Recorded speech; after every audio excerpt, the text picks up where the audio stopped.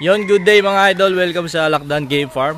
Ngayong araw mga idol is ipe-prepare natin yung manok ni Sir Heaven Ayes. Tara, samahan nyo ako mga idol.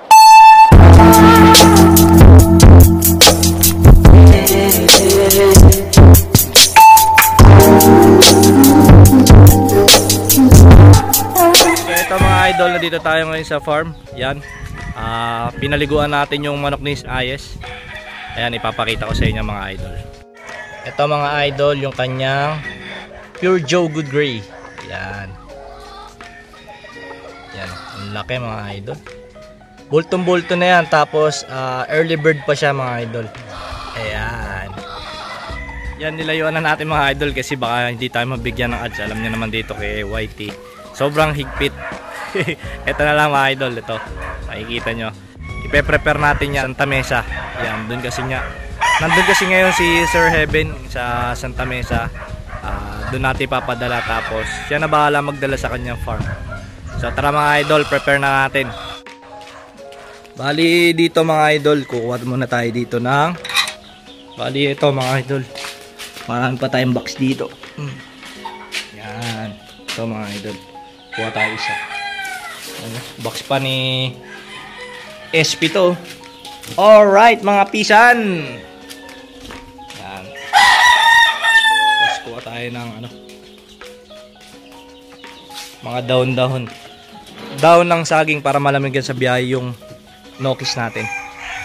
Ito na mga idol, yan, lagyan natin dahon para malamig sa biyahe at hindi ma-disgrasya ang ating nokis. Syempre papainumin muna natin yan ng yan para hindi siya ma-stress sa kanyang biyahe.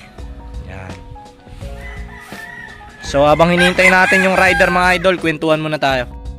So yun mga idol, ganito lang tayo sa farm. Yan, ganito lang yung mga ginagawa natin. Yan, kapag kami mga client, yan, inaasikaso natin. Yan, gaya yan, may mga yan, sa mga gusto sumali, yan, abang-abang lang kayo sa ko pinopost sa Alakdan Game Farm Official. Yan, i-follow nyo rin yan, pati yung Alakdan Vlogs, Alakdan Carlos Silva. Yan, nag-upload din ako dyan mga idol. Minsan nagpapakiyan para sa mga solid followers natin. Yan, kaya huwag nyo kalimutan mag-follow, baka kayo naman na may chance na mabigyan ko ng Alakdan Game Farm. Yan, so bali mga idol, yan, kaya sulit na sulit. Gaya nito, pure to. Yan, tsaka yan, napakaganda talaga yan, pang-brood stag talaga. Nagulat ka ako na nagulat nakaraan, pinaliguan ko nga uli yan, tapos yun nakawala. White Kelso natin na brood, early bird lang yan. Yan, mga ilang buwan na lang yan pwede nang gamitin yan. So naisip ko na focus na lang tayo yan, kaya napakaswerte niya is siya yung magmamana ng ating pang-personal. Actually mga idol, talagang gustong gusto ko yung Joe Good Gray na yan, kaso mahirap na, baka maparami yung manok natin dito, puro na lang kaya gusto ko kasi ma-focusan ko talaga na puro White Kelso lang at 5K.